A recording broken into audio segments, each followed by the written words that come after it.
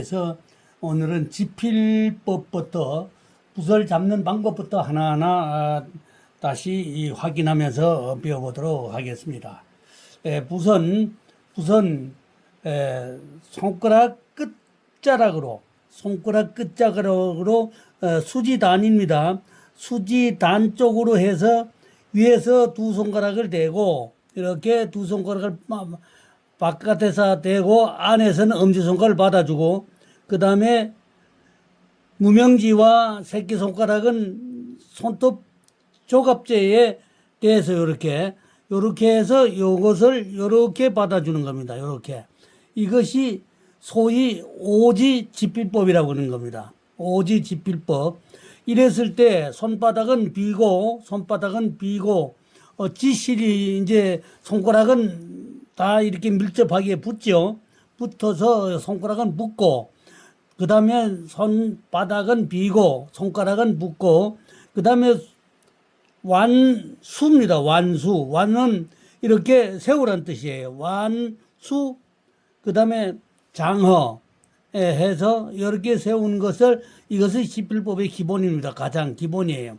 손끝이 이렇게 끝으로 이렇게 다니도록 손끝이 다닌다는 것은 가장 예민한 부분이기 때문에 힘의 조절을 하기가 용이합니다. 그래서 붓을 그셨을 때에 힘의 조절이 어떻게 되는가 하는 걸 스스로 습득하기 위해서 이것을 해서 완전히 습득을 해야 그 다음에 내가 쓰고자 하는 대로 원활하게 글씨를 이루어지게 할 수가 있습니다. 그래서 이 잡는 방법은 이 새끼손가락과 여기에 이 무명지의 손톱 사이에 대고 새끼손가락은 그 무명지를 받아주는 겁니다. 그래서 하고 장지와 위에 소지는 위에서 대고 그 다음에 엄지손가락은 이렇게 받아주는 거예요. 이렇게. 그랬을 때 손바닥이 자연 비게 됩니다. 자연 비게 되니까 이렇게 해서 이 손목이 운전하도록 하는데 보통 우리가 연습하는 글씨를 쓸 때는 뭐부터 쓰냐면은 대고 쓸 때 이 손을 이렇게 대고 쓰는 것은 세필을 쓸 때 필요한 겁니다. 말하자면은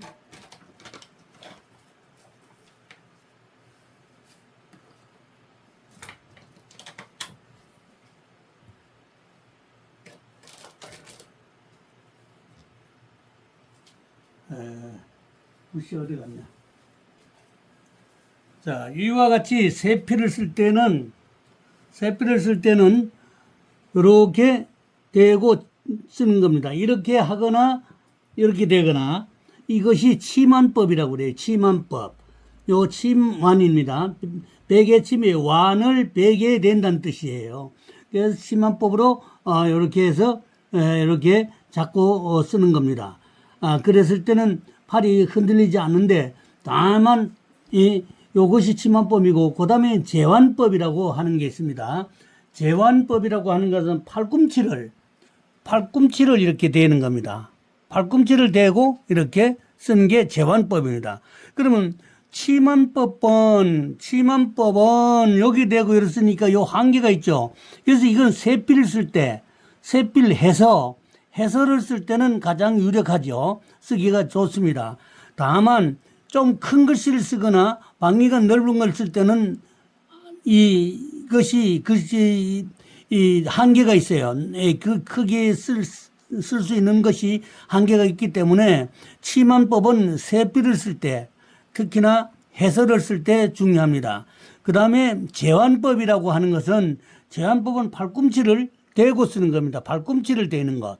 팔꿈치를 대고 이와 같이 쓰는 건데 이것은 그 반경이 좀 넓죠. 이럴 때 쓰는 게 상당히 적합하다 이렇게 할 수가 있고 그 다음에 이제 현안법이라고 해서 팔꿈치를 완전히 들어서 수직으로 팔꿈치와 이것이 수직으로 요게 수평이 되게 들어주는 것이 이게 현안법인데 현안법은 내가 걸림이 없죠. 얼마든지 이 팔이 회전하는 방향에서 얼마든지 크게 쓸 수가 있으니까 이 현안법은 참으로 힘도 골고루 들어가고 글씨를 쓰는데 써놔놓으면 아주 정발하게 글씨를 표현할 수가 있습니다. 그래서 보통 우리가 서예를 배우는 사람들은 처음부터 치만법이니 제완법을 쓰지 않고 현안법으로 쓰도록 팔을 들고 쓰는 방법을 권장을 합니다. 그래서 그렇게 익힌 다음에는 이제 그 다음에 적은 소자로 내려오는 것이 순서가 되죠. 그래서 팔을 들고 쓰는 습관을 꼭 들여야 되고, 그랬을 때 이제 팔을 쓸 때 그러면 어떻게 획을 만드느냐, 선을 만드는 것을 우리가 이제 배워야 되죠. 근데 우리가 참 놀랍게도 선을 어떻게 만드는지 제대로 아는 사람이 별로 없습니다. 많지 않습니다. 소위 동방연서의 여초선생에서 서법 탐험 과정을 공부를 하지 않은 사람들은 선을 시골에서 쓰신 분들은 대체적으로 선을 만드는 방법을 잘 몰라요. 그러면 개념에 대해서 제가 말씀드리겠습니다. 선은 자 이렇게 역입을 해서 들어가는 것이 이렇게 수평으로 역입을 해서 들어가서 그대로 뒤집어서 이렇게 나가는 것을 하나, 여기에서 붓을 다시 세웁니다. 이렇게. 자, 그 다음에 붓대롱이 어떻게 나가니? 이렇죠? 또 붓대롱이 오른쪽으로 휘어지면서 붓은 서요. 쓰죠. 이렇게. 다시 나갑니다. 이렇게. 또 세워요. 그럼 또 이와 같이 씁니다. 이와 같이 쓰죠. 자, 다시 서요. 이게. 그러면, 자, 얘 끝을 놨다고 합시다, 이게. 그럼 여기에서 다시 붓을 세울 때는 어떻게 했냐. 이렇게 뒤집어서 세워줘야죠. 이렇게 들어줘야 됩니다. 이것이 바로, 선을 만드는 요령입니다. 그러면 이게 왜 그러냐. 처음에 역입을 바로 직입을 내요. 이렇게.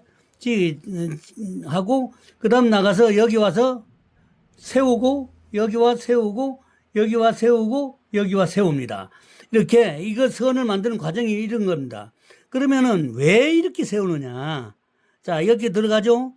자, 이렇게 들어가서 여기에 들어가서 좀 가늘게 쓰겠습니다. 들어가서 세워서 나가면은 자, 여기서 여기까지 나오면은 붓이 휘어져요. 이렇게 붓이 휘어지지 않습니까? 붓토록이 이렇게 휘어진단 말이야. 휘어지면은 안 되니까 다시 세워요. 여기서 붓이 또 수직으로 세워줍니다. 그래 또 나가요. 휘어지면 또 세워요. 휘어지면 또 세웁니다. 이것이 소위 선조법입니다. 선조.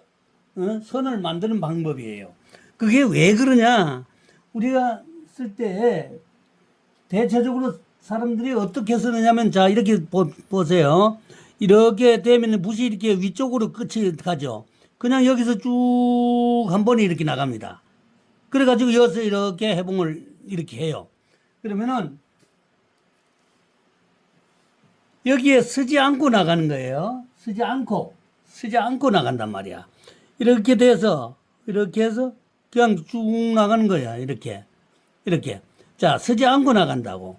그러면 이게 뭐라고 하냐면 이걸 일러서 서법상에서 이거는 판자떼기라고 그래요. 송판이라고 그럽니다. 이거는 평판이라서 못 쓴다는 얘기예요. 평판. 그래서 이거는 안 된다. 이거는 왜 힘이 없고 여기에 골이 없어졌어요. 골이 없단 말이야. 근데 아까 3절을 할 때는 이게 왜 3절을 하냐면 골을 만들기 위해서예요. 골을. 중심에 봉이 가도록, 봉 끝이 가도록, 천이 가도록, 소위 붓 끝이 가도록 하는 거예요. 그래서 이렇게 들어가서, 자, 이렇게 들어가서 뒤집어서 나가면 여기서 휘어지죠? 요때 다시 세우면은 여기서 끝까지 나왔던 봉이 다시 연결된 겁니다. 그래서 이와 이까지 연결했는 데서 봉 끝이 처음과 끝까지 중심을 타고 나간다고 볼 수가 있어요.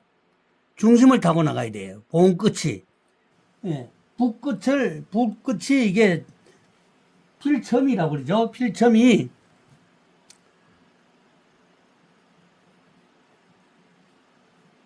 예. 필첨이 중심을 타고 나가야 돼. 필첨이 중심을 타고 나가도록 하는 것이 이게 핵입니다. 예, 이렇게. 근데, 자, 이렇게 이렇게 하면 이게 획이 들어가요. 그러면 여기 자연 마디가 생기는 거예요, 마디. 이게 절이라고 그래요, 절. 이게 절이라고 그랬다, 이렇게. 절이라고 그러는 거예요. 소위 그걸 절이라고 그럽니다. 이렇게. 절이라고 그래요. 절이 생기는 거예요. 그 절이 이제 왜 생기냐면 아까 그랬죠. 중궁에 해서 봉천이 선의 중앙을 타고 나가도록 하기 위해서 절을 만드는 겁니다. 이것이 근본이에요. 손관으로 글씨를 쓰면은 이건 의미가 없어요. 이거는 뭐라고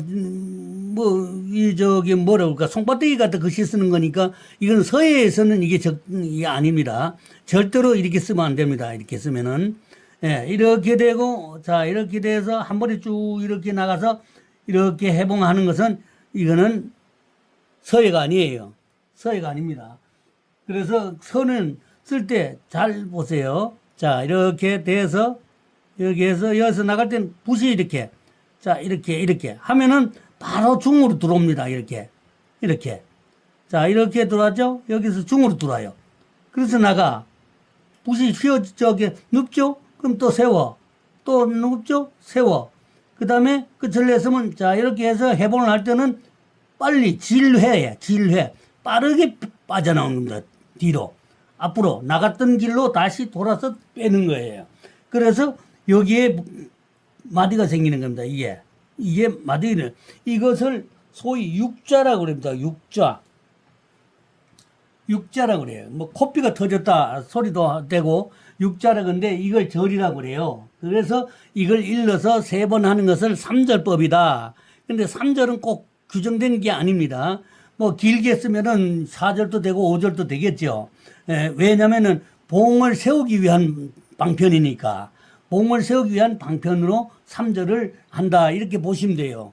그래서 3절법을 우리가 이제 소위 알아야 되는데, 요즘 뭐 이제 이 서예를 하시는 분들이 유튜브 상에서 보면은 3절을 제대로 이해를 하지 못하시는 분들이 많습니다.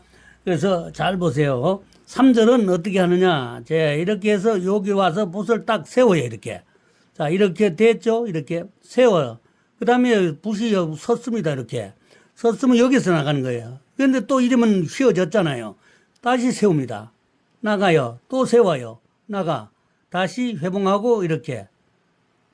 여기서 다시 뒤집어서 빨리 뽑아대는 거예요. 그럼 붓은 끝은 이렇게 섭니다. 이것이 여기 마디, 여기 마디, 여기 마디입니다. 이게 3절이에요. 자, 이렇게. 그러면 여기를 이 3절이 처음에 들어갈 때, 자, 여기서 들어갈 수도 있고 밑에서 들어갈 수도 있고 여기서 들어갈 수가 있습니다. 이게 3가지 방향에서 들어갈 수가 있어요. 그러면은 원필을 쓸 때, 소위 전서나 원필을 쓸 때는 여기서 들어갑니다. 중앙에서 들어가서 그대로 나가는 거예요. 그런데 방필을 쓸 때 처음에나 끝이 방이 되어야 될 때는 어디에 들어가냐? 위로 들어가거나 아래에서 들어가게 됩니다. 그래서 이렇게 들어가서 눌려서 다시 중으로, 비중궁이에요. 중궁으로 들어와야 돼. 중으로 들어와야 돼. 그래서 핵이 중에 들어야 된다. 그래서 이것을 일러서 수기핵중이라고 그래요. 수기핵중. 네? 수기핵중. 그래서 수기핵중.